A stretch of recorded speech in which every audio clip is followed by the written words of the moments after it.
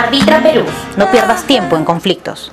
No nos olvidemos que acabamos de explicar claramente que el 1090 fue sustituido por la Ley 29317, el 13 de enero del 2009. Y esa sustitución es el producto de una mesa dialogada.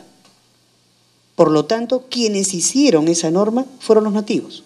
Eso se tiene que decir muy claramente, representados por AIDESEP. Y quien diga lo contrario no dice la verdad. El 1090 ha sido cambiado en el 53% de su contenido. O sea, prácticamente no existe el 1090. Lo que existe es la 29317 con sus normas sustentadas, sustanciales, principales, que es a su turno lo que ahora el Congreso, el Congreso fue el que dio esa norma, el que ahora ha decidido suspenderlo. En resumen, señores, ¿qué cosa es lo que rige hoy? Lo que había antes de la 1090. Esa es la conclusión. Entonces, ¿cuál es la justificación de la protesta y la insistencia en un levantamiento en violencia? Si hoy en día legalmente la 1090 y la 29317 no existen para los efectos de la aplicación en el mundo jurídico. ¿De qué estamos hablando? Entonces, ¿cuál es la justificación? Por eso la pregunta es muy importante, porque en realidad pone al descubierto que no hay ninguna razón para poder justificar una protesta que supuestamente se basa en la aplicación de una norma que el propio Congreso de la República ha dicho ya no se aplica. Entonces, ¿qué queremos? ¿La protesta por la protesta? ¿La violencia por la violencia? ¿Cuál es el mensaje detrás de eso? Entonces, ¿cuál es el verdadero propósito? ¿Acaso la preocupación es la norma? Ante esa posibilidad, la preocupación no es la norma.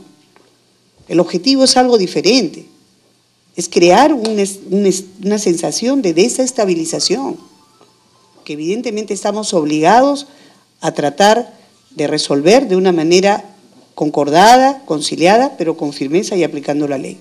Se ha dicho hasta la saciedad que esta ley no le quite el agua a los nativos y sin embargo durante meses y meses se le decía a los nativos que se le iba a quitar el agua.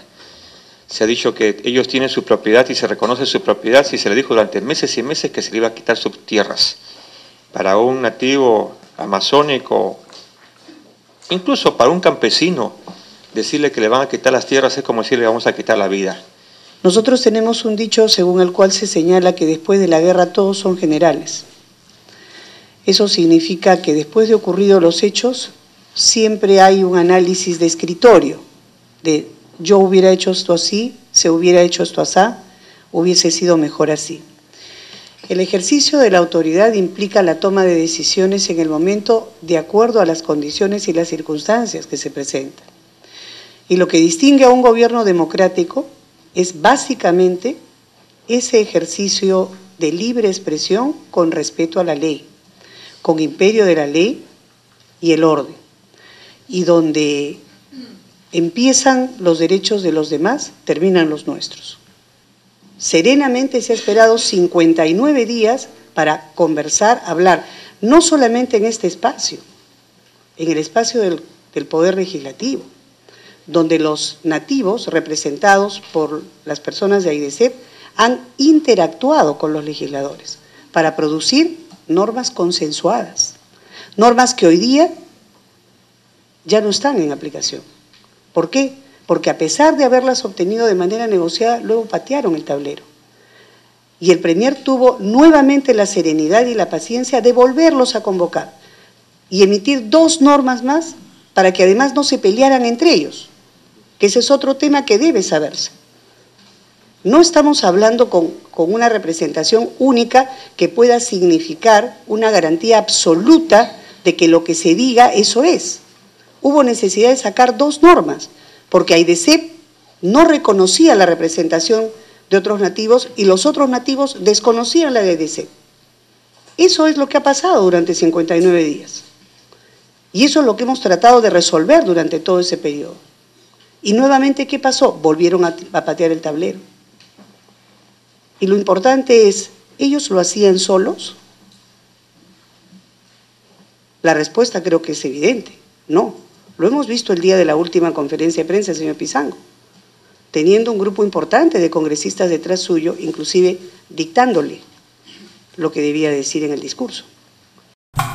María le alquiló hace 2 años a Francisco el local en el que funciona un restaurante. Desde hace 14 meses Francisco debe la renta, encontró rotas las tuberías y gastó en repararlas. María exige el pago completo del alquiler.